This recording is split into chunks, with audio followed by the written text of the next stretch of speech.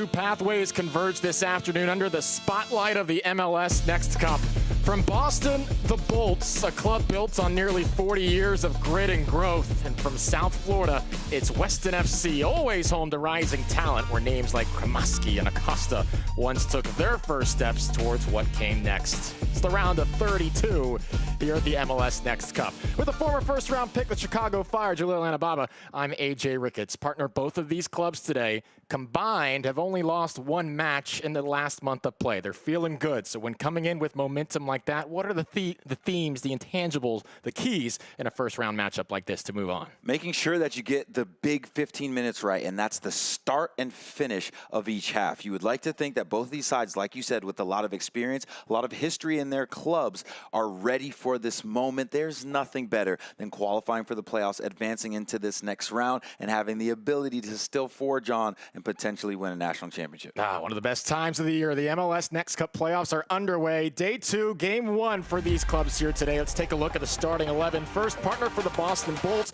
Logan Moniz in the middle, 20 goals this season. Yeah, absolutely. He's on his way to Duke University for a reason. He'll be the cog in the wheel, not only protecting the back four, but facilitating going forward, because that front three can cause a lot of damage. I know you're proud that he's heading to Durham as a former Tar Heel. Oh, wait, that's not true. Let's go to the other side. For Weston, out of South Florida, 20 miles west of Fort Lauderdale. Starting 11, it's 5-1-2-2. Yeah, 5-1-2-2. It'll look like a 5-3-2 at most of the times here. Look for Ayala to be that center back there, even though in the graphic it's sitting up a little bit higher. And then Claremont and Romero are leading the line up top. Let's see what kind of problems they could cause, because this year they've been hot, that dynamic duo up top. This is shaping up to be a good one. If it's anything like what we had last night, we're in for a fun finish. Of course, 87th minute goal on day 1 in the U17s brought us great drama. And before the nightcap, had some lightning and rain push things off. Some stormy conditions at the start of today, but all good to go here momentarily with Weston FC in Boston. Intriguing matchup ahead. On one side, as referenced, you've got Logan Moniz, their homegrown U17 standout, his brace at MLS NEXT Flex. He'll punch them through to this very stage. Got the eyes of some US U17 camp selectors as well. Weston FC, always a talent factory in South Florida. This year, Thiago Consani has been a big part of that in the midfield. David Romero leads the team in goals this year with 19 of his own. Him and Alessandro Claremont have formed a dynamic partnership up front. In goal for Boston right there is Casey Powers. He's done well this season. Greater Boston, one of the best defensive records in New England. Daniel Villegas defends the opposite net today. Boston in the white kits. Underway here in Murfreesboro. Glad to have you with us, AJ Ricketts, Jalil Anababa. It's a quick foul from Weston. Nico Saravite on the challenge and a free kick here. Yeah, and that's a good start there from Boston. They're charging forward here, and they get themselves a set piece. When you talk about what you need to do to forge your side forward in a competition-style matchup, it's to make sure, again, that you're getting those big 15 minutes right. So what does the first 15 minutes look like? Who's ready for the task? Clipped into a dangerous area, headed first by Weston. Back and forth, it's set up well. Oh, well, less than a minute into the match. How about that start for Boston? 1-0.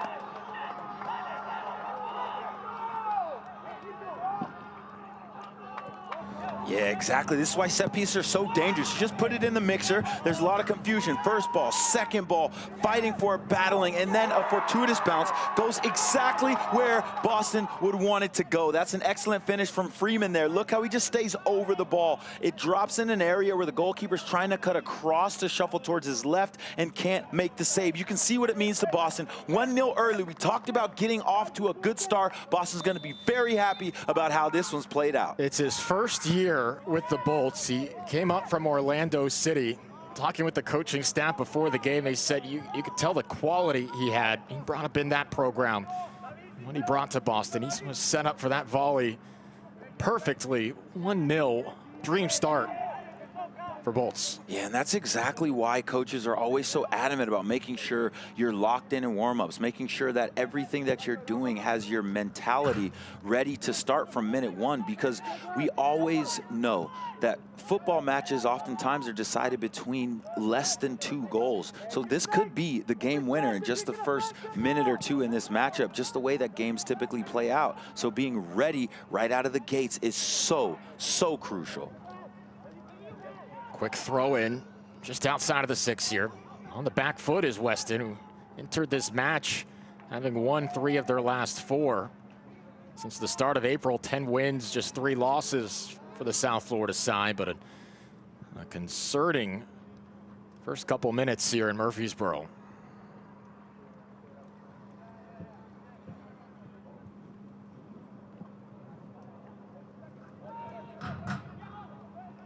Off the failed clearance, Boston taking advantage. Yeah, Boston is definitely up for the challenge. It's not only the goal in the first minute of the game, but it's also too they're winning every first and second ball. They're first to it. Weston is looking for a way to claw themselves back into the game early on, and the way that you're going to have to do that is to stay resolute in your defending, because Boston is very much on the front foot and they're hungry. They're looking for the second. So you have to stop the bleeding, get into the game, and then compete for first and second balls. Boston Bolts, really one of the pillars of youth soccer in New England. They were founded back in '86. They've grown into Boston's longest standing youth elite academy as they continue to probe around the attacking third. There's a challenge going against Boston there. A free kick here for Weston. Track record for the club that speaks for itself. They've earned national titles, plenty of MLS Next standouts, and names like Diego Fagundes, Charlie Davies have made their way through the program. U.S. international Miles Robinson. And all those 3 once wore the Bolts crest. Yeah, and those some heavy names right there. You know, 2 star-studded U.S. men's national team's careers, and Charlie Davies and the homie, you know, Miles Robinson. And you just talk about how much talent is out of that Boston, New England area. Diego Fagundes, a former teammate of mine, who's one of the youngest homegrown players to ever play for the New England Revolution, holds records and is doing his thing with the LA Galaxy, and a current MLS champion. Was a star in his time with Boston, multiple state cups back in 2008, 2009. The rain has started to fall a little bit here. Hopefully nothing more than that. This field does drain very well. There was a monsoon yesterday for about half an hour, and there weren't any puddles or water spots to speak of. They did decide to push the match, though, to another field just for how many games are going to be on this pitch over the course of the week. Trying to keep it in good shape. Might be a little bit of damage done today if the rain keeps up like this.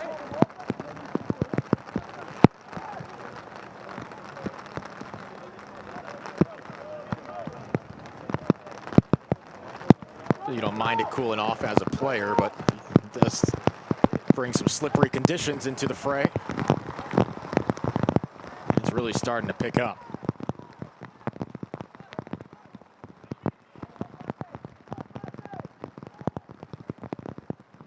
Weston trying to work into the match here in some of their first early offensive moments. Ooh. Big collision will go the other way. We talked about the dynamic duo up front, David Romero, Alessandro Claremont for Weston. Combined 37 goals on the season. Claremont's already played with a League Two pro side for Weston. Had a goal against Miami AC not that long ago.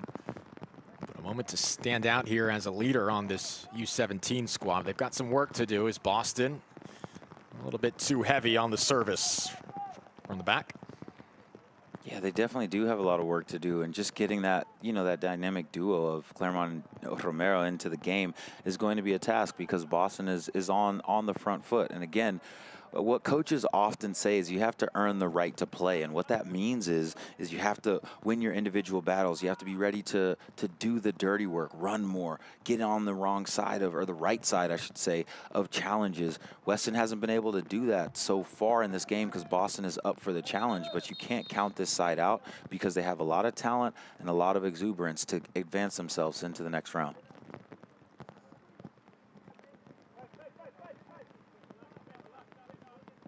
Referee sorting things out here in midfield. When you do take an early punch like that in an early portion of this match, it'll be interesting to see how this U17 squad responds and the sense of urgency there might be as we take a look at what's to come the rest of this afternoon. We head up to the U19's opening round matches. Queen City Mutiny, Houston Dynamo after this. That'll get rolling at 6:30.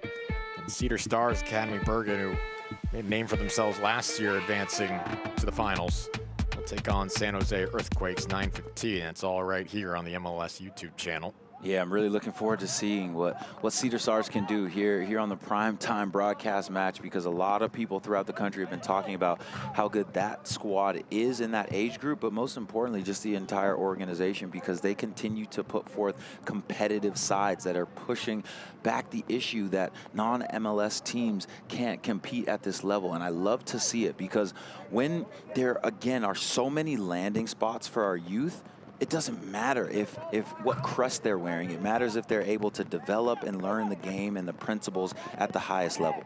It's good ball play to the center corridor. Difficulty handling that by Claremont. It does stay with Weston here. Tripped up, but nothing warranting a whistle. They spray it inside to Ayala.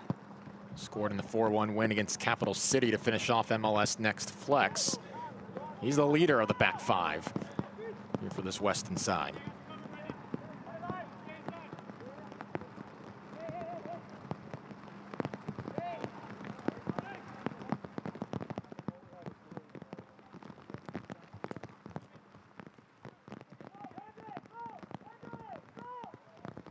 Boston came into this match with 2 draws and a win in their last 3.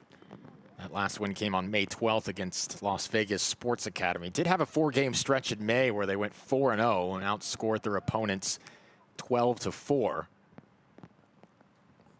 Since the start of April, 5 wins, 4 draws, and just 1 loss for this New England side. And won all 3 of their games at their MLS Next Flex event as well. Into an intriguing area here again. Some crafty dribbling, nearly navigated his way to an advantageous spot, did Logan Moniz. Seen an early glimpse of the footwork and the skill that already has him committed to Duke. Scored twice against Las Vegas in that May 12th win.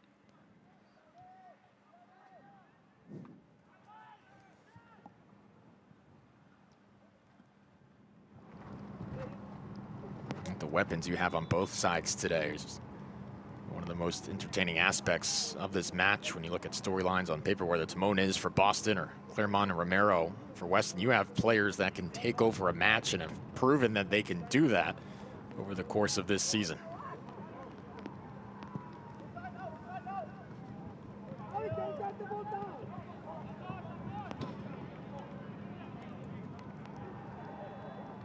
Positive first 10 minutes for this Boston side. Absolutely. Came out of the gates flying. They've been dictating the flow. They now can, you know, be more poised and pragmatic as the game lulls off here. But what you also don't want to do if you're Boston is to completely let your foot off of the pedal, because this Weston side, once they get themselves more comfortable into the match, they can really hurt you as well here. So Weston has been punched in the mouth early on. How do they respond?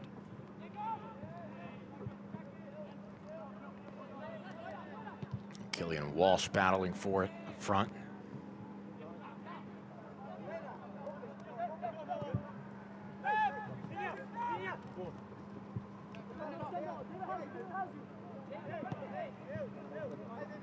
This is Sam Cunniff, his coaching staff noted he's the leader of this back four. Very good on the ball. Looks to break lines when in possession. He'll facilitate a lot of things from that center back spot. You can see the wet conditions causing some problems here. Here's Moniz shifting to his left. Sprays it to Bryce. To his right. Bryce's shot is blocked. It's out of play. First corner kick of the match for Boston Bolts. And again, Boston showing that they're up for the challenge. They're pushing the issue. Get an early goal off of a set piece. This is now another set piece that they've initiated here. They're waving the big center backs forward and they're organizing themselves. What I like is that you talked about those intangibles, AJ. They're pointing, they're on the same accord, and that's why they're up in this game 1-0 early on. Van Cleef had to get checked out for a second. That's why the substitution was in there. Dangerous ball, an in-swinger, punched away. Good service off the corner there from Boston Bolts, forcing Villegas to be sharp in goal. Recycled back into the box, again off his line, does well to clear initially. Now can Weston get out in transition? Hines was trying to deliver the near side. And now keeper was out of nets. Unable to take advantage of it was Weston. Powers that come well out of goal. Mishit in the end. Yeah, it was mishit because there was an opportunity to catch Powers off his line there, but just the wrong technique. And again, if you let Weston get themselves back into this game, they have the talent to be able to do so. So Boston needs to continue to push the issue because right now they're in control. But AJ, we all know that football is a game of ebbs and flows of momentum. So you have to be able to strike while the iron's hot. If Boston can get another one, they'll sit themselves in a very good position. Moniz looks very comfortable on the ball right now. Kind of reminiscent yesterday of what we saw from Bryce Williams. A talented outside midfielder. Keeping that in play is Villegas.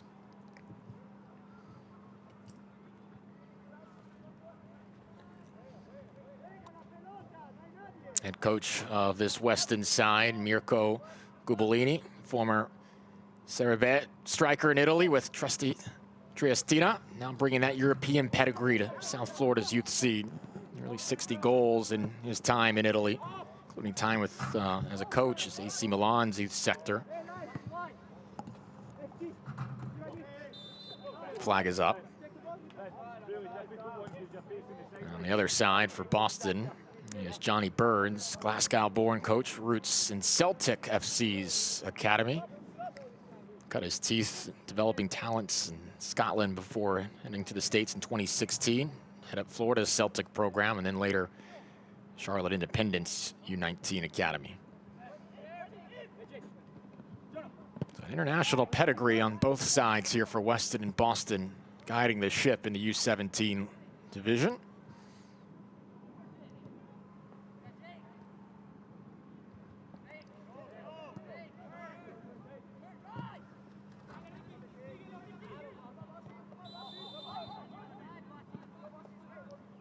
Flag is up once again. And Johnny Burns talking about his team, said we've gotten a little more maturity to our name this year. A team of good footballers, been proud of how they've handled pressure in certain moments. Today we're gonna have to manage that and deal with the heat as well. We're not used to this in Boston, was what he was telling me. I don't doubt it. It is summertime in Tennessee right now, although the rain must have been a nice reprieve moments ago.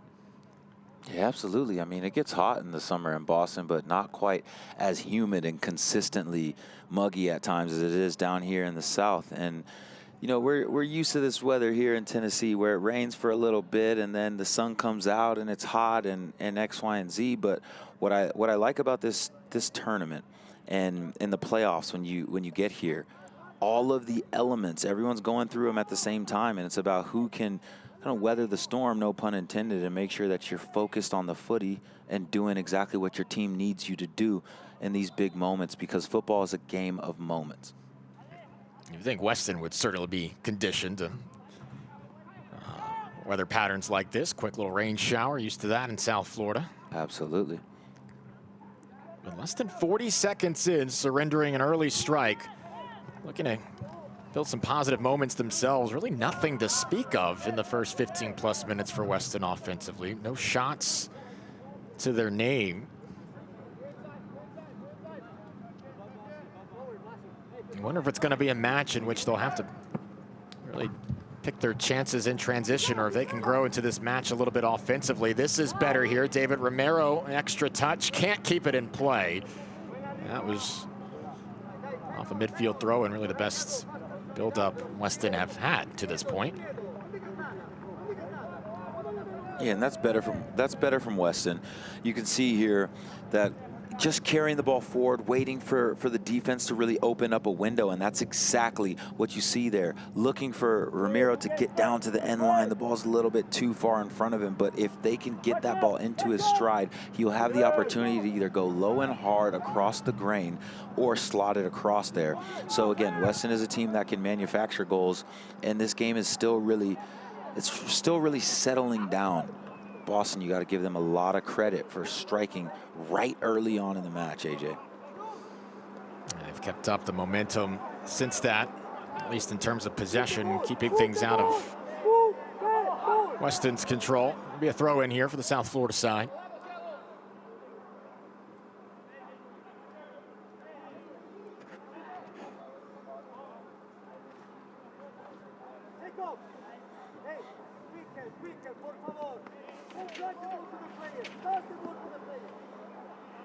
Yeah, and you can hear Weston's coach, he's saying move the ball quicker.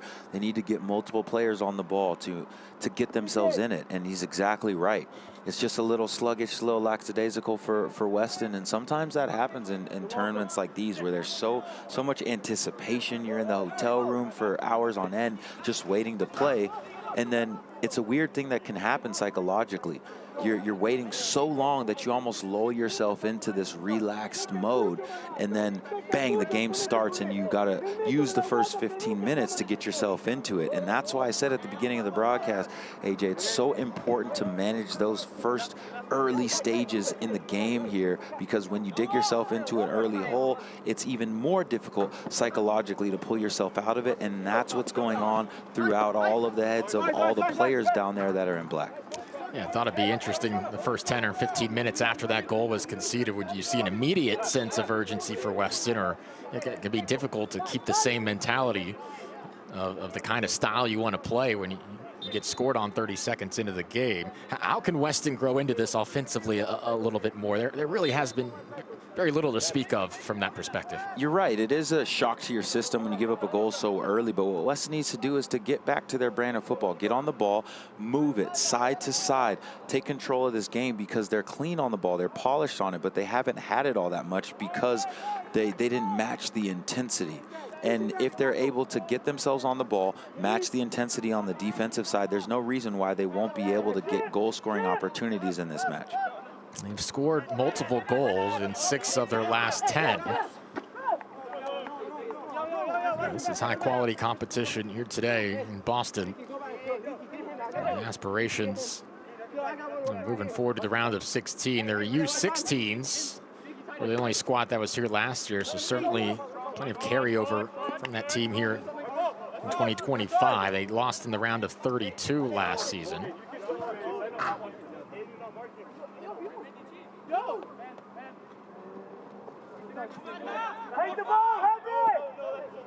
No foul there on the bit of contact. It's sent back to Cuniff. It's the flip to Fields, read well. Bit of back and forth as Furlong trying to send it down the far side. It'll be a throw in for Weston.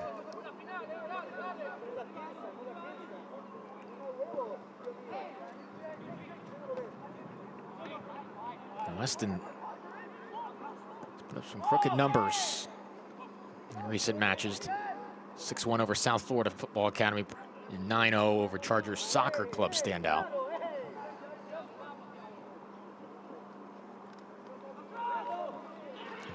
Build up on the far side and blocked before it went out of play, but there was contact prior to that and a free kick upcoming.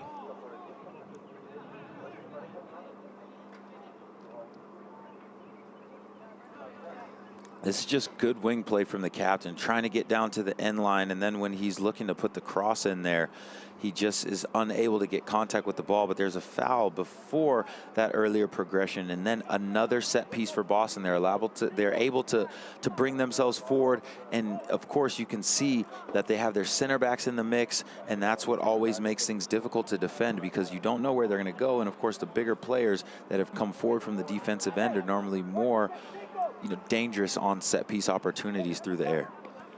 Moniz will take the free kick. 20 goals this year, the only MLS Next Elite Academy player to be called up to the US U17 national team. Drives it low, Really good service. It's parried back out towards the perimeter. Flicked back in.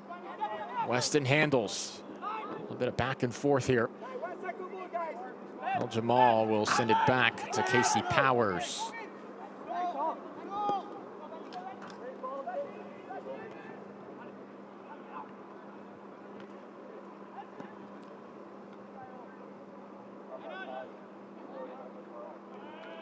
Both teams just trying to settle possession here.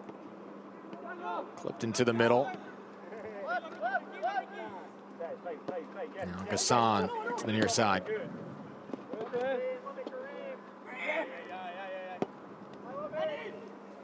Morais making a run. Intervened by Gaviria. Needed to.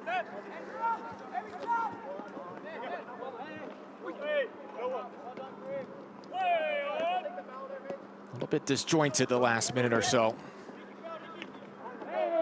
That'll be a foul, though. Ayala getting into the back of Finn Van Cleef there, the second top scorer on this Boston side.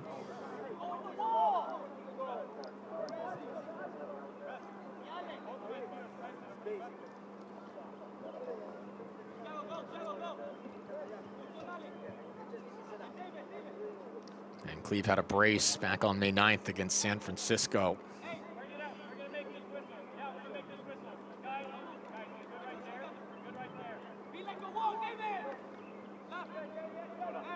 Weston figuring out what they want to do with this wall. Yeah, watch for the service to get dropped in just right on that penalty kick spot. Create some confusion there for Villegas and the back line. Well, Jamal will send it towards goal instead. Villegas not phased.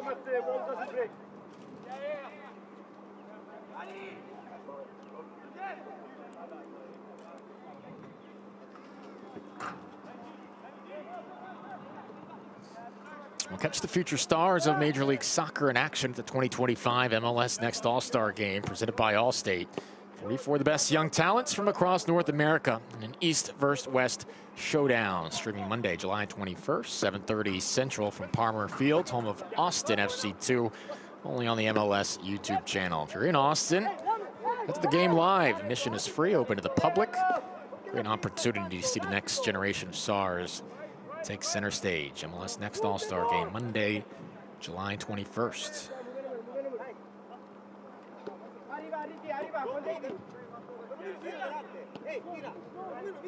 The best 32 of each age division in the U15s to the 19s here in Murfreesboro this week. Another year here just outside of Nashville. The Richard Siegel Complex is a fantastic facility, soccer fields everywhere. Good build-up is thwarted. So back out of play for a Weston throw.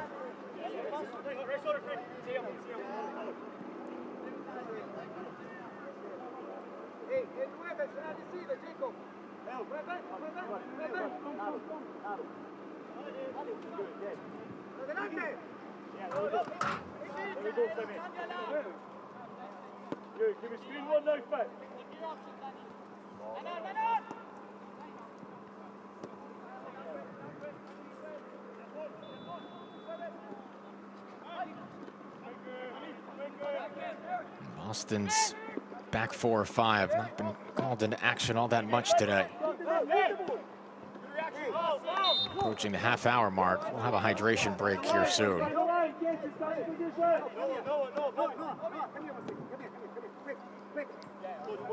I was impressed last night, Jaleel, by how many parents traveled. We had New England and Chicago, and NEFC had a whole contingent of family members that it packed the stands right in front of us. Huge roar when they scored. I think about how much these parents have traveled throughout the season. Absolutely. They're fired up for this tournament. Maybe they're ready for a break from the travel schedule a little bit too. I mean, honestly, but the hard work and dedication doesn't just stop with the players. It starts with the families, and you know, the sacrifice is something that's shared throughout the entire family, and that's a beautiful thing about this youth setup here. When you get to the more important stages into the playoffs, the parents are almost just as happy, sometimes maybe even happier than the kids to be able to travel and show up and show out. Well, we'll take a hydration break here. We'll take a break as well. Just about half hour into this match. It's Greater Boston Bolts with a 1-0 lead in Murfreesboro.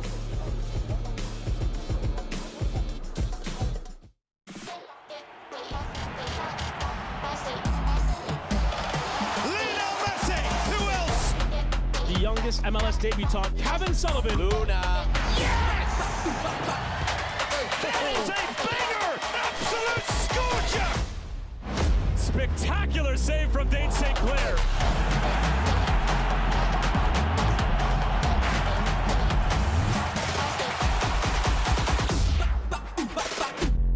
Yeah, I know I'm fully attracted.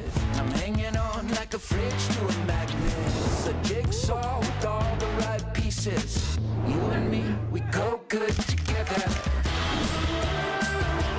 You and I go good together. You and I, we go good together. We go good together. Well, this is just the first of a Sunday triple header here in Murfreesboro. Coming up after this, on to the U19's first round matchups. Queen City Mutiny and Houston Dynamo at 6:30. After that, Cedar Stars Bergen, San Jose Earthquakes. All the games continue right here on the MLS YouTube channel. All locked in for the entire week of the MLS Next Cup playoffs. Glad to have you with us right now. AJ Ricketts, former MLS defender for over 10 years. Julian Ababa here for the MLS Next Cup playoffs. Weston, Boston in a 1-0 match at the moment. Just two combined shots for the two sides, both coming from Boston. It was the fastest start you could ask for. But from that point, both teams feels like they've been trying to feel each other out. Yeah, of course, and it was a good start to the match for Boston. Of course, they understood what the task was. They came out, they got the first goal, you know, in just very opportunistic fashion. When you often are coming out of the locker room to really start the game here in a do or die situation, sometimes it's who's first to the plate eats the most. Speaking of plate, who's going to eat the most? Now you've got me thinking. All right, a lot of folks are still going to maltriculate into Murfreesboro, Nashville this week. Okay. All right, so when the games are over, all right, if I'm meandering around downtown Nashville or the encompassing area, you're the local now. You told us you're welcoming us into your city off the top of the first broadcast. Oh yeah. Where am I going? Well, where should I be putting my GPS to? Well, first of all, I like to say pull up. You said maltripulate and meander throughout the city. If you want to pull up to the best barbecue spot, you definitely want to hit Edley's. Everybody here in the Nashville area knows that Edley's is where you go if you want that. Writing brisket. that down, Edley's. Yep. Yeah, this is your chance to give your people some shout outs. Hey, no, it's just good food, recognizing a belly that is down to eat, man. So Edley's always gets me right. Nashville has really good food, but it's more than that. It's just the vibes, the scene, the people, obviously. And it's a place that has so much to do, and geographically it doesn't cover all that much turf, so it's easy to get around. I like to describe it as a city of the best of both worlds. Such a perfect place to host a tournament like this over the course of the next 7-8 days. Boston scoring in the first minute here of their round of 32 matchup.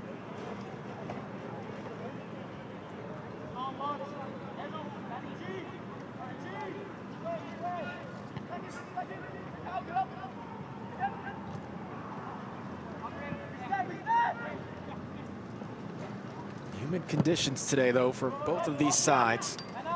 In 45-minute matches, or halves, I should say, 90-minute matches.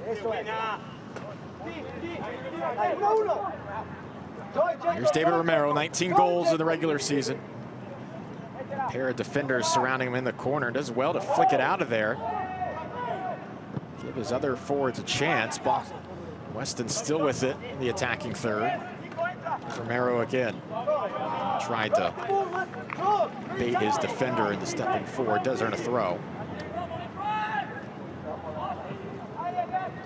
Just outside the 6 now, trying to turn and put something on goal. Clearance isn't all the way out of there.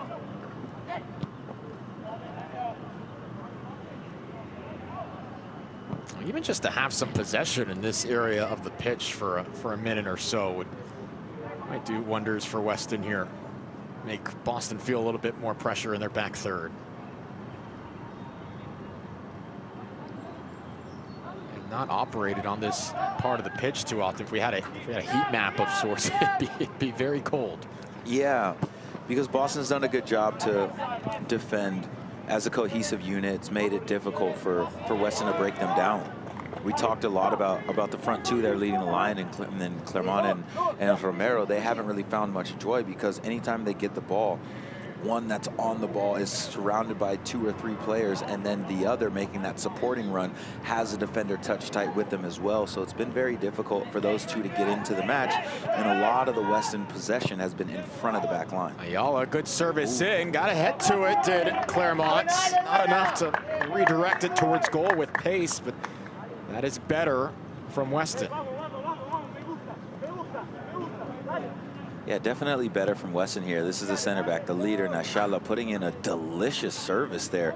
And that's exactly what you're taught to do. Just knot it down into the grass. Maybe if there's a little bit more rain that fell 10, 15 minutes ago, would have skipped up off the turf. But at the end of the day, a routine save there for Powers. I had to extend for that a little bit more than I thought he did live. That was not a bad effort there.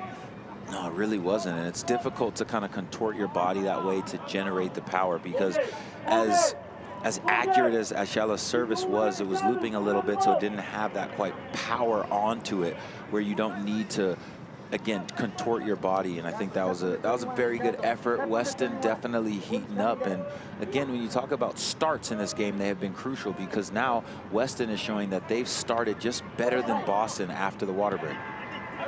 Ayala's heading to Orlando City at the end of the year. He's the one that had that service in. Ayala going on to join. Here he is here on the ball, going to join Orlando City. Orlando City has emerged themselves as one of the best academies in the entire MLS setup. The 18s winning GA Cup earlier on this year, and that was in a group where you had Inter, you had Bayern, you had some of the best clubs from not in MLS only, from around the world. And it shows just testament in terms of the proof of concept with the MLS pathway and the academy system.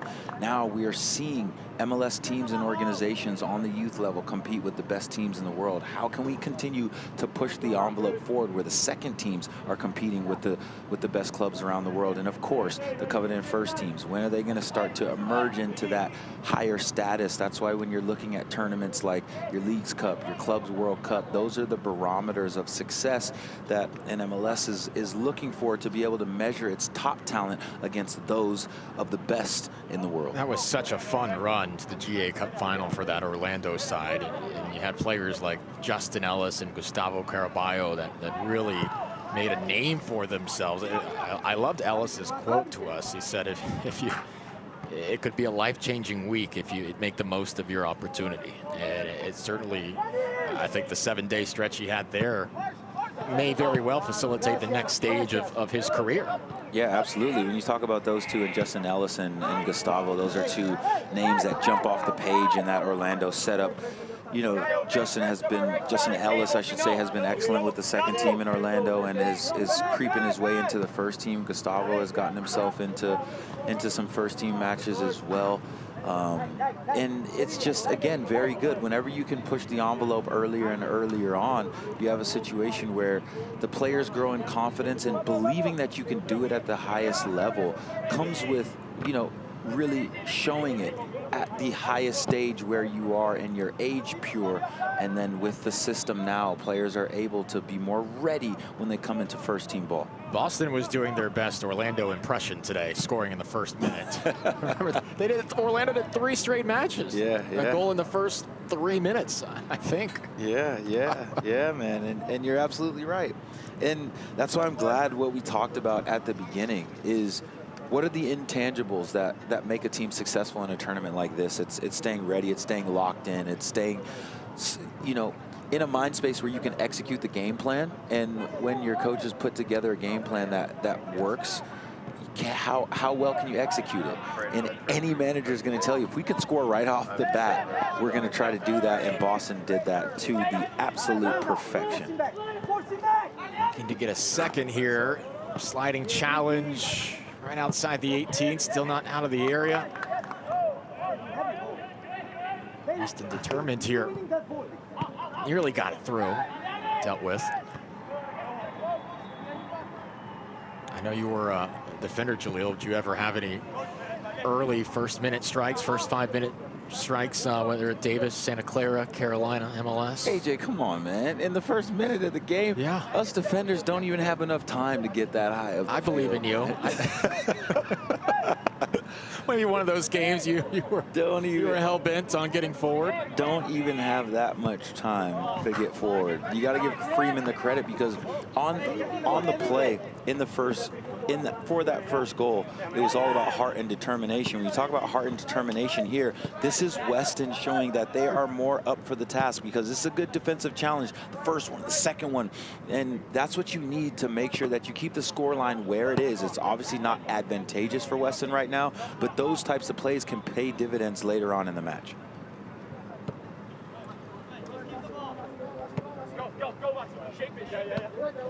I've scored in the first minute before. Oh yeah, that's on FIFA.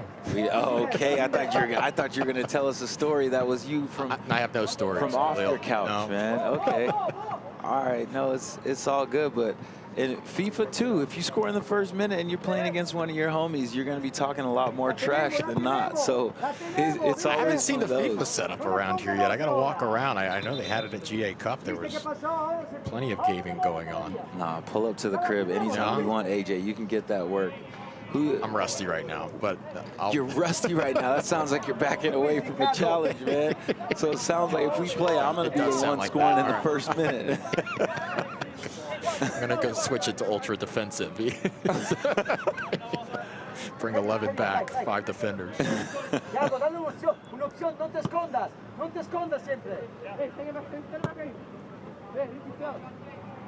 was a time, partner, I was really good, but it's probably spending too much time on the sticks. Needed to get away.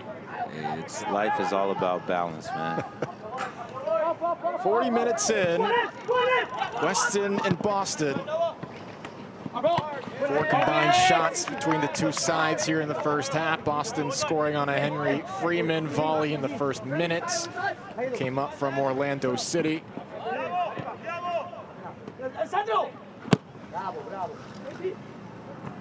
Trying to give Claremont a chance here. He's shielded from it. Hauer send it towards the circle. Weston's been able to garner a little more possession towards the end of this first half. Haven't been threatening, so to speak, but at least playing on this half of the pitch a bit more often.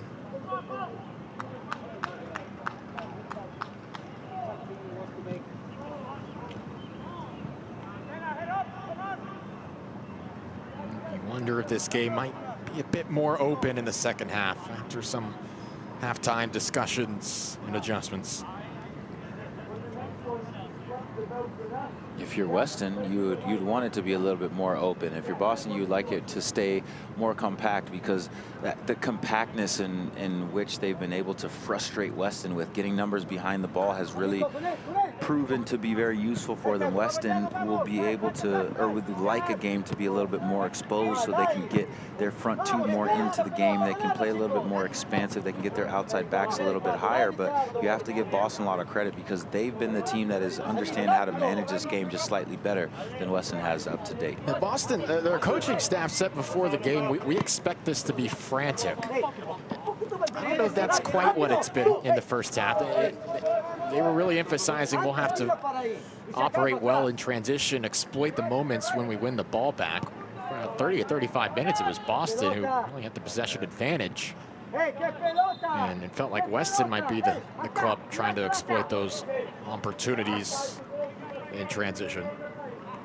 I would agree with you. This game hasn't been frantic at all. No. It's been pragmatic from both sides, and you know, the early goal has set the tone, but it's completely lulled off for 40 minutes here. And you know, if you're Weston, what you're going to be looking for is to try to nick one before halftime, so you know, your confidence goes up going into halftime, and the team talk is more about continuing on in what you do as opposed to being, you know, probably more critical about the first half. But if it stays the way that it is, Weston will look to make adjustments to be able to unlock this defense. And what they need to do, in my opinion, to do that is to engage their outside backs a little bit more, get them higher up the field and go around this very well allocated Boston defense. Yeah.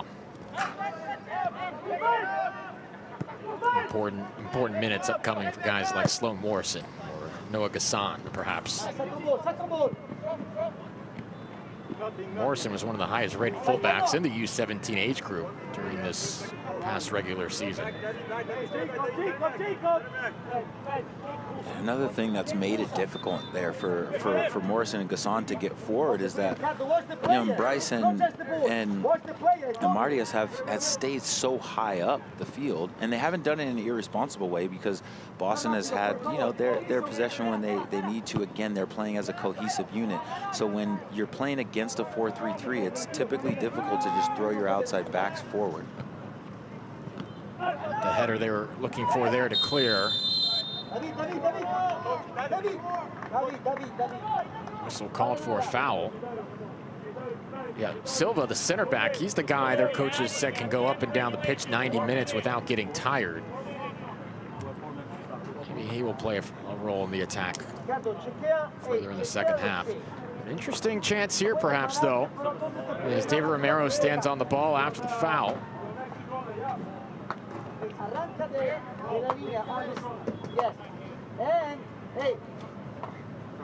Certainly within his range right here.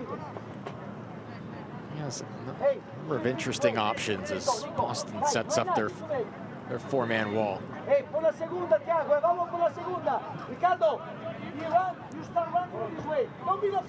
Romero leads the team in goals this year, 19 of them. Steps to his spot, rips it towards goal, one hopper straight into the chest of Casey Powers. Powers does a good job there not to give up a rebound. It looks like a routine save, but it's skipping in off the turf. It's not quite as wet as it was maybe 15 minutes ago, but you can see it changes trajectory just a little bit to go more toward his left than that natural bounce would have probably anticipated one to think. Routine save in the end, but sometimes we've seen goalkeepers bobble those for a tap-in.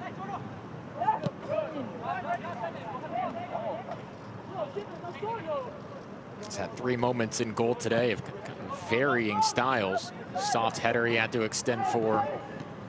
Long ball that was very easy. That one skipping up a bit higher than he may have expected, but handled it well. No spillage. 3 for 3 for Powers today. Ball's guided his way from the different spots.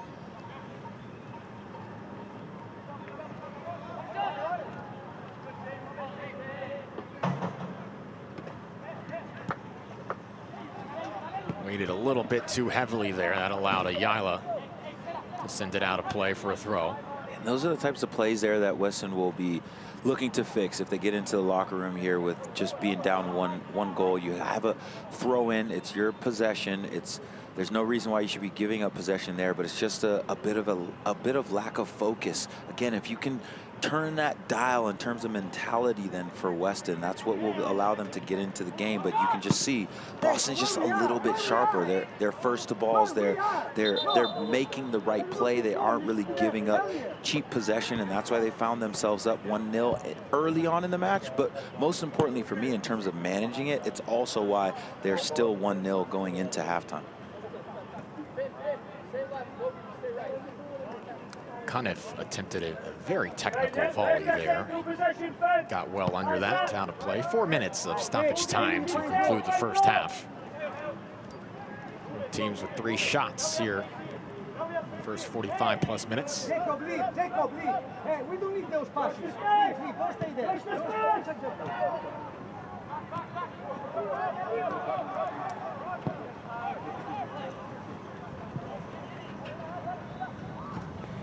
Step up. So you referenced for Weston, perhaps a point of emphasis heading into the half, utilizing their outside backs a little bit more in the attack, even though it's been posed some problems here against this 4-3-3 shape. Foul there, a free kick here for Weston, and then for Boston, utilizing and valuing possession more. Yeah, and then of course just kind of varying your play a little bit more as well for Weston. They're lacking ideas a little bit, and that's to me more credit to Boston than it is an indictment on how Weston's going about this game.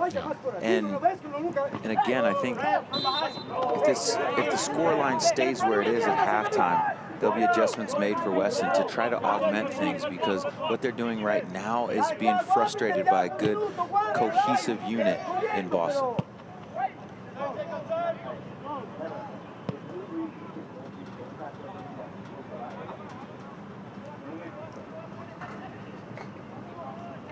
Weston looking for something positive in the final moments here.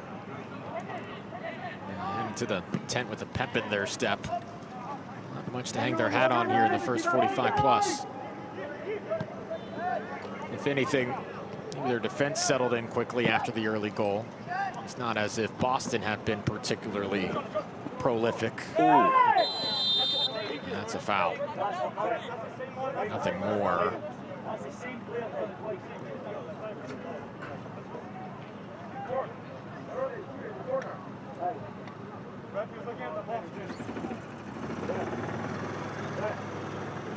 Both players needing a moment. Yeah, just a rough challenge there. You can see the bodies coming together. No malintent there. And yeah, it's always going to be a foul, but again, no malintent. What you're always worried about when you see 2 players coming together in that fashion is are there any potential head injuries? And it seems to be that the answer is no. Play carries on. Ricardo Silva and Jonah Greenblatt.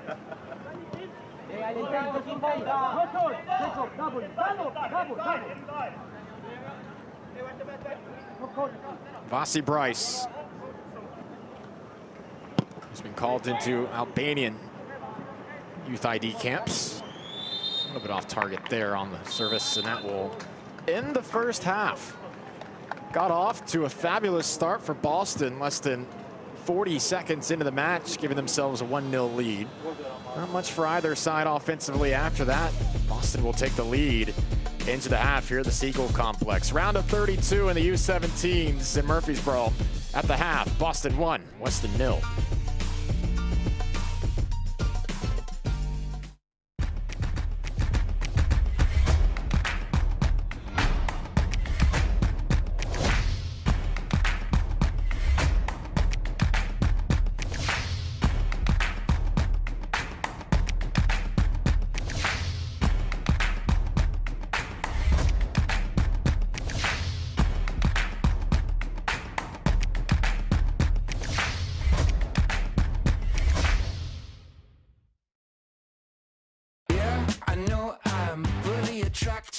I'm hanging on like a fridge to a magnet. It's a jigsaw with all the right pieces. You and me, we go good together. You and I go good together. You and I, we go good together. We go good together. You ready? MLS is game on.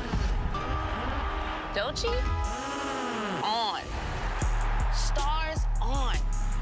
Kevin Sullivan, the history maker. 30,000 friends on. Rivalries on. Versus New York City. MLS, this is our soccer. Game on.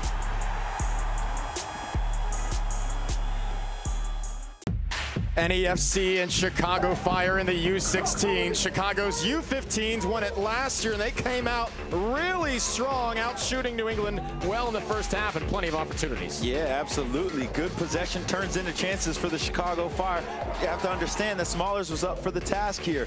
You can see how many times, look, that first save, and then the block here. That's what I like. I just like whenever you have the defense in the back line, they're up for the challenge. But then the tides change in the second half. Why? Because Park came into the game. Absolutely. He's trying to get into the back line. He's trying to hit bicycle kicks. Nemo says, ooh, that one's not going into the back of the net. But then you have a situation here where the game completely flips on its head. We talked about Park coming into this game, hitting those little shimmies out wide, and then the center back, the captain, sneaks forward. The touch is crispy, and then the finish is even better. It's not just LaCroix on the back of their jersey that's crisp. It's a finish to get all 3 points to advance into the next round, AJ. Just how they drew it up. 87th minute, a banger from Luke Nussbaum. New England moving on.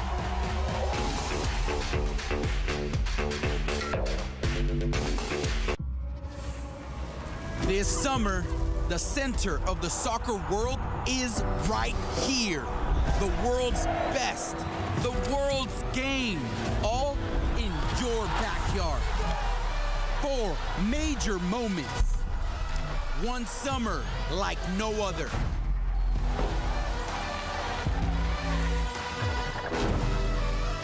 Learn more at MLSsoccer.com/summer.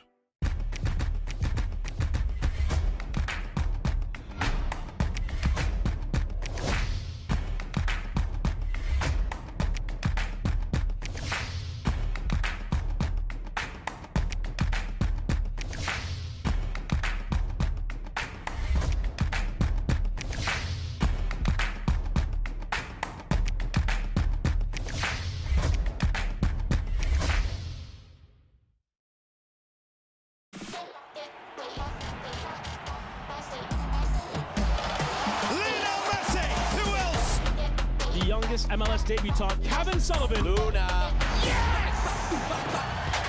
That is a banger! Absolute scorcher! Spectacular save from Dane St. Clair.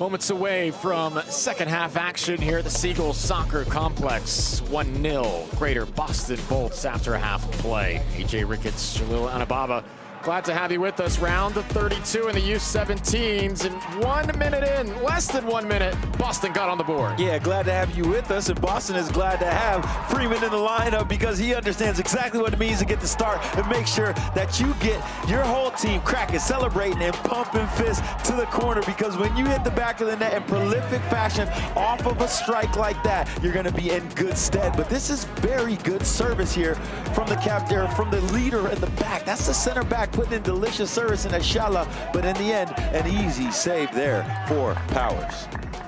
That was just about the best chance Weston had in that first half. Technically 3 shots, but again, nothing that was too difficult for Casey Powers to deal with. What might the second half have in store?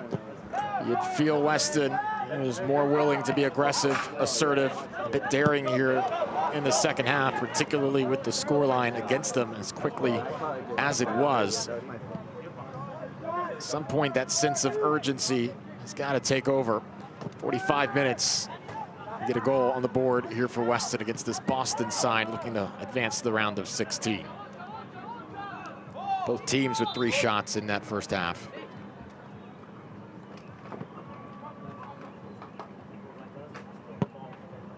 About a 5-minute stretch where the rain started to pour in that first half. That went away quickly.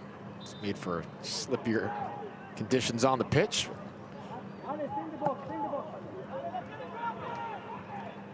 And Boston in the black kits here. Nice starts.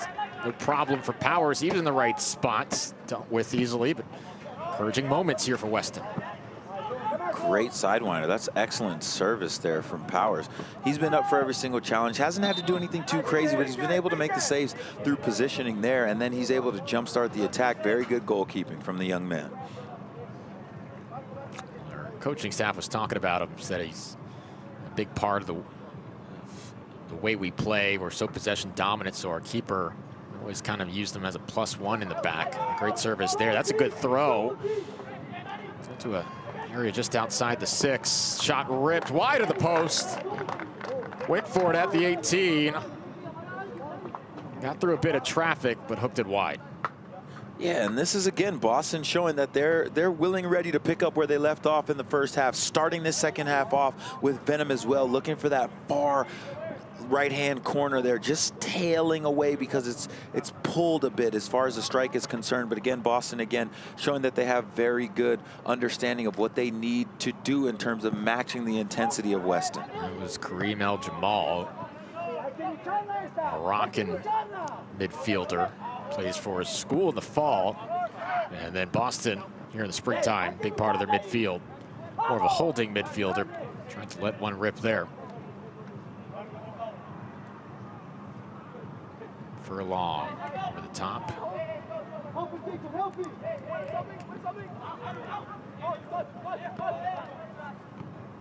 By the way, one substitute for Weston there out of the halftime break. Marco Cantalapiera with the 3rd most goals for the team in the regular season with 10. He enters for Nico Saravite.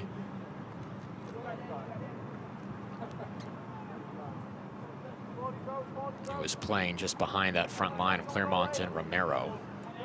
That's our first substitute of the match.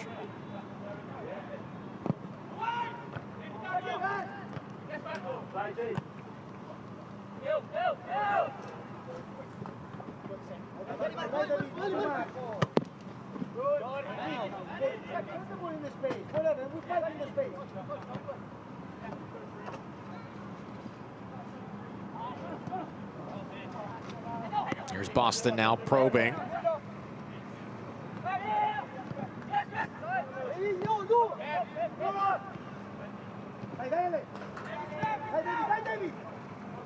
Weston able to generate a shot in the early moments here, the second half. But will a majority of this second half feel similar to what we saw in the first 45? A throw here for Weston.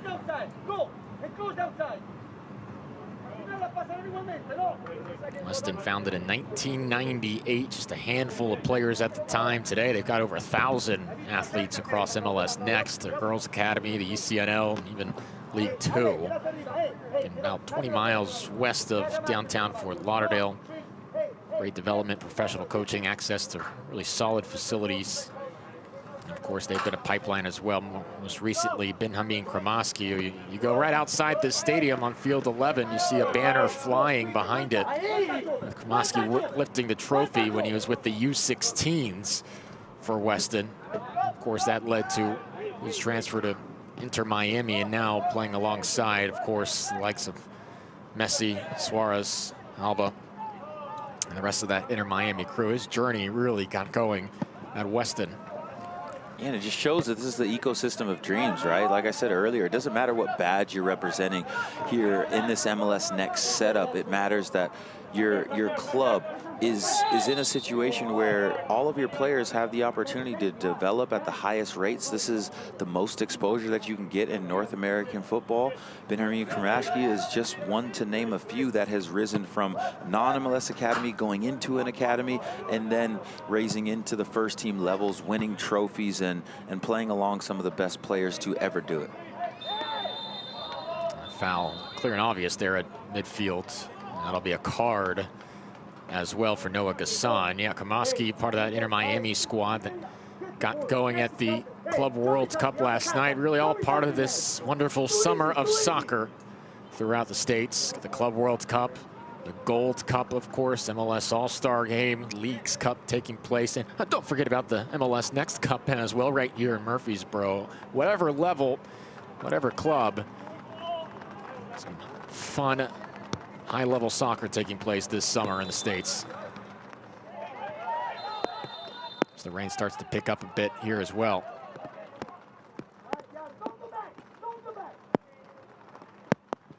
A mistake there for Boston on the free kick led to a Weston going towards goal, although Powers had nobody around him there as he secured it.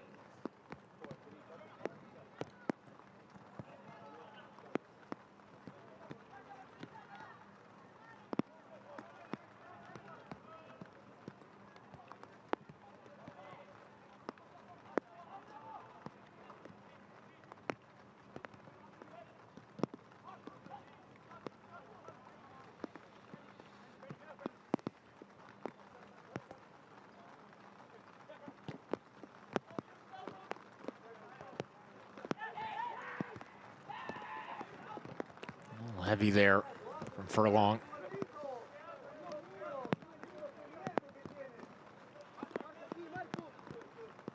Freeman, the goal scorer, triggers it back in.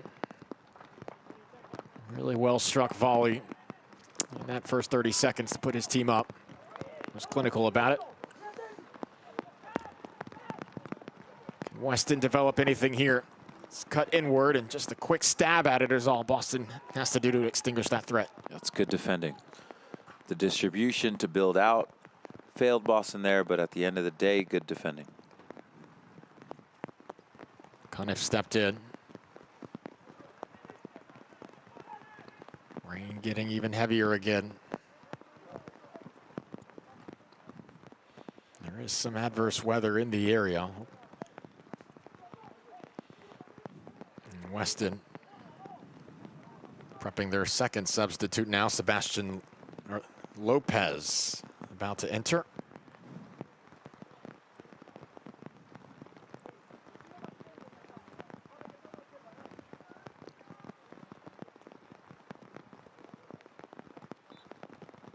He comes in for Kansani.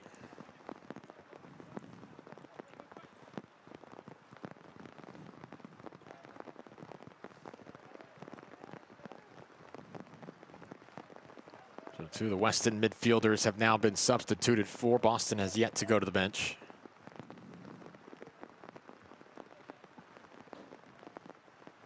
Cantalapiera and Lopez, the two substitutes. Furlong guides it central. Skips across before it's cleared away. 54th minute, Boston and Weston. Dealt with well by Cunniff.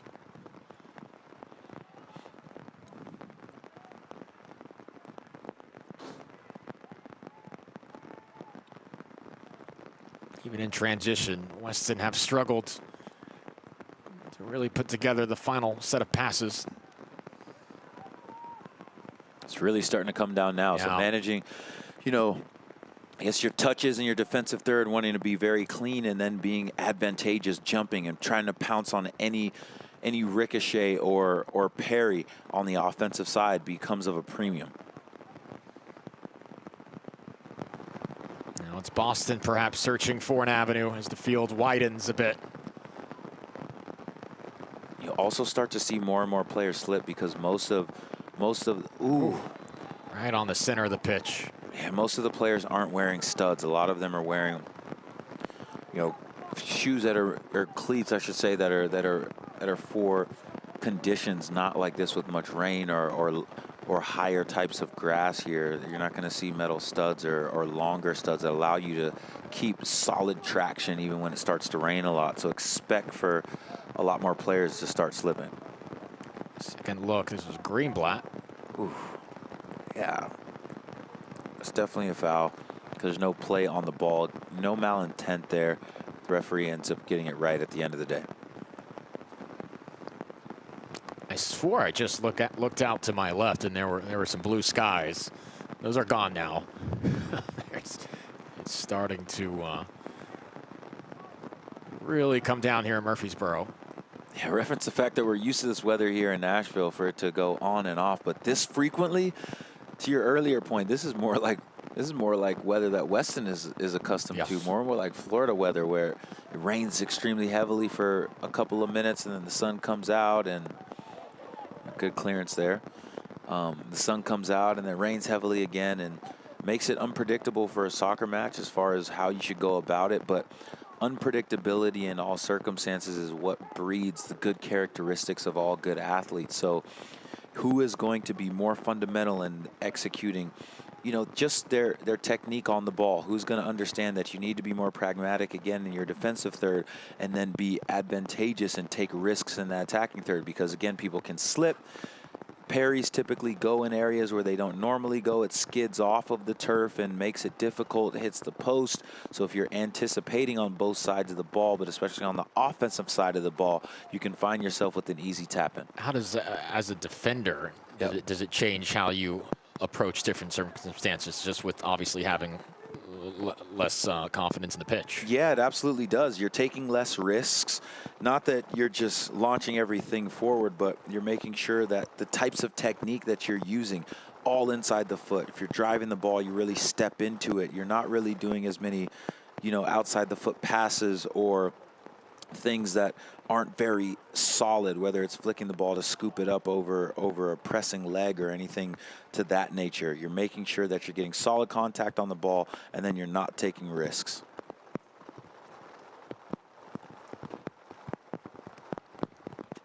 I mean, shout out to all the fans. I mean, you see a couple with, not everybody brought an umbrella. Not everybody, though.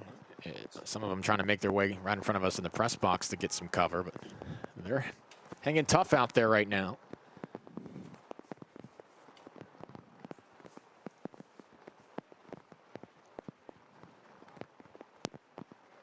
Ooh. See, again, the pitch is going to cause certain issues because most of the footwear being used out there isn't for these conditions. So it's again where how pragmatic can you be? As you can see, these are firmware boots and not soft grounds. So more players are going to slip. There can be safety concerns there. So you have to be a little bit more. You have to anticipate when you're going to go into challenges, AJ, and kind of pull up a little bit earlier so that you don't find yourself in a situation where you're colliding as the bottom half of your body is slipping and the top half is maybe lunging into a dangerous situation where you could have a potential concussion or things of that nature. It was Moniz who was fouled moments ago. We said his name quite a bit in the first 10 or 15 minutes. Weston have done well to keep him in check most of this match, though. Freeman went down.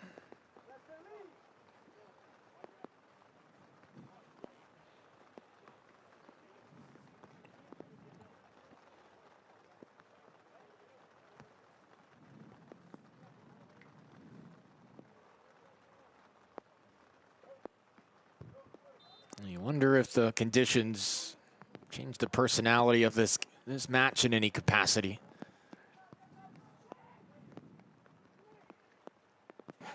So easy to make a mistake at this juncture. An hour in. I mean, even free kicks aren't so simple anymore.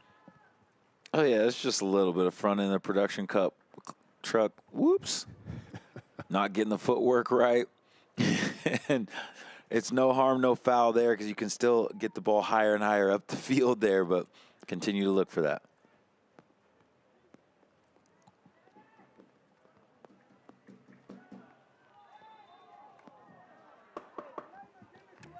Go over to Boston here.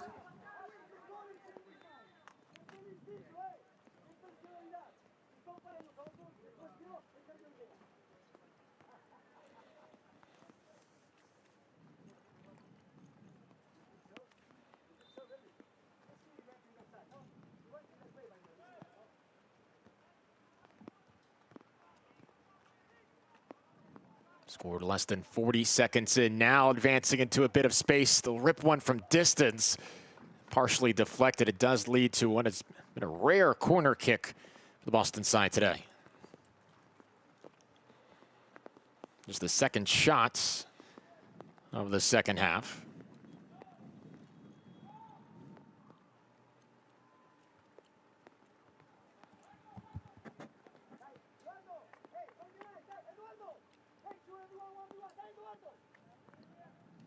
There's a set piece where Boston scored their goal on. This is into a tough spot. A foul going against Boston, though.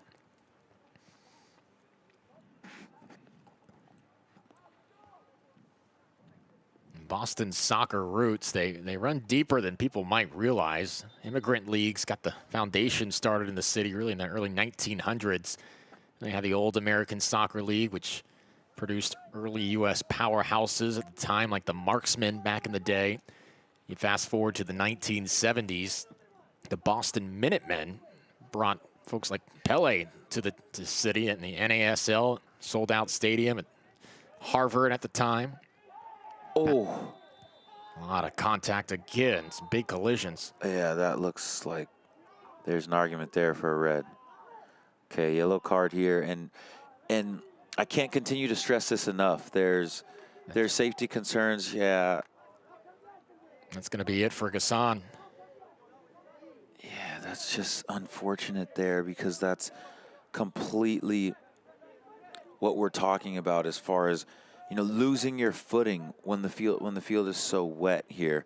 And when we get a second look at it, it'll be a little bit easier to analyze exactly what happened here. You could see just that loose ball between the two, and yeah, it's just more of a coming together and slipping. I don't agree with this here. And of course there's no VAR, there's no second look for the refereeing crew, and we're able to get a look at it here. On the eye test, it did look a little bit more dangerous than it actually ended up playing out to be. So this is just an unfortunate one where the pitch is really now starting to affect the match.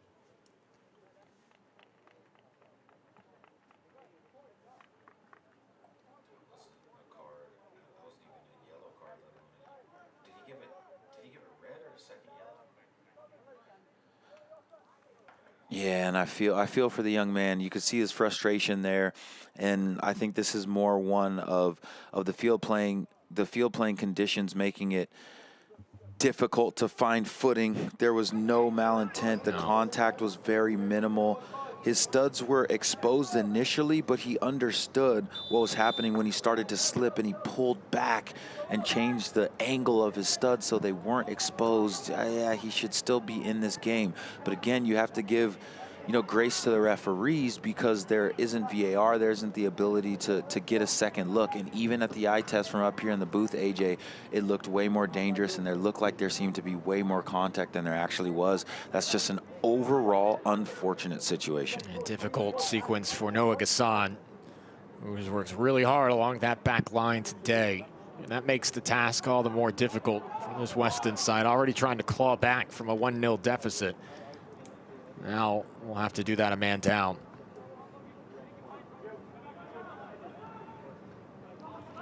Even more responsibility for Silva along that right side now.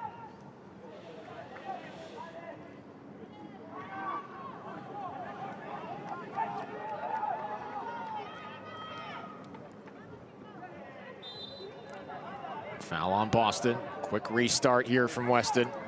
A couple of feet forward to the foul. It's allowed. It's played Good centrally ball. here. That's not a bad effort as they tried to target Lopez there.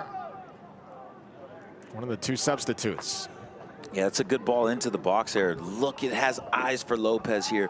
You can see just this curled ball on the ground. That's exactly what you're taught to do because it's difficult to defend while you're facing the goal. But at the end of the day, that's good defending by Hines. He gets into a good position.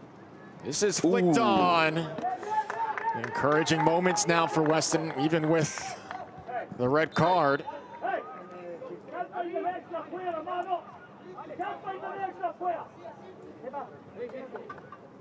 Dangerous distribution moments ago. That one not that far away from the crossbar. Third substitute now for Weston. Sebastian Escobar will enter. David Romero to the bench. So they bring their leading goal scorer off to try to get a boost from Escobar.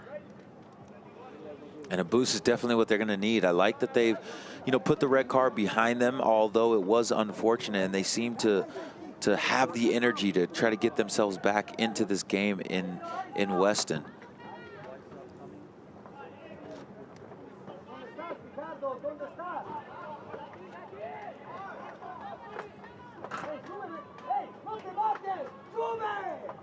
They certainly look like they've got a bit more spark to them in the ensuing minutes after that red card.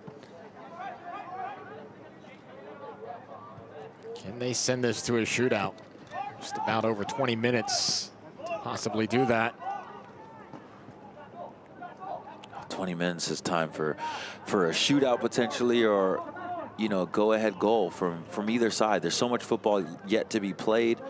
Weston has, again, like I said, tried to augment things. A lot of it's been through substitutions, but it looks like here it's going to be a situation where weather is more affecting this game. You can hear the horn. That is the lightning alarm here at the Siegel Complex. To the 67th minute. That will send everybody inside the field house for at least half an hour. Lightning is in the immediate area. If there's any positive news, you look out from the field 11 here to the left, and there are some blue skies again. Perhaps this system quickly passing storm. Have to wait and see. Let's take another look at that opening goal. First minute of the match. Henry Freeman. Yeah, keep your eyes on the middle of your screen here, because as this ball trickles forward, right at that PK spot, Freeman just makes himself available. Look, he takes one step back, and then he's able to plant his feet with a one-time strike. That's it. And I told you early on in the match, if you're the first to score, you could be the game winner. Sometimes it only takes a couple seconds to get yourself into the score sheet and in front. All right, so hopefully we'll be back in half an hour. Boston Bolts with a 1-0 lead here, 67 minutes in, round of 32 in the U17s. Be back soon here on the MLS YouTube page.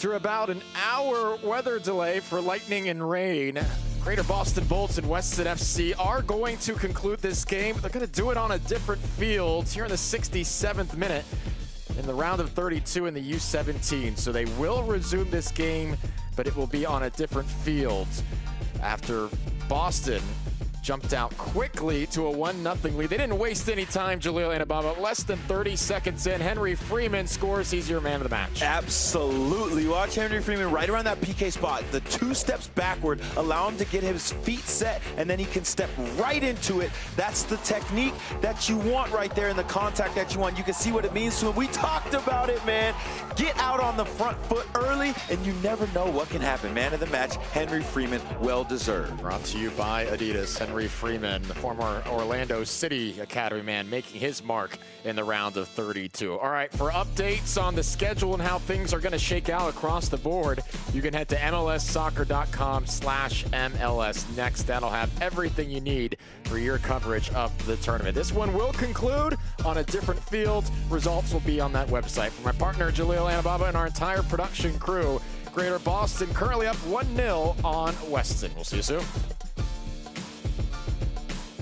This copyrighted broadcast of the 2025 MLS Next Cup may not be retransmitted, reproduced, or rebroadcast without the express written consent of Major League Soccer and Player Development, LLC.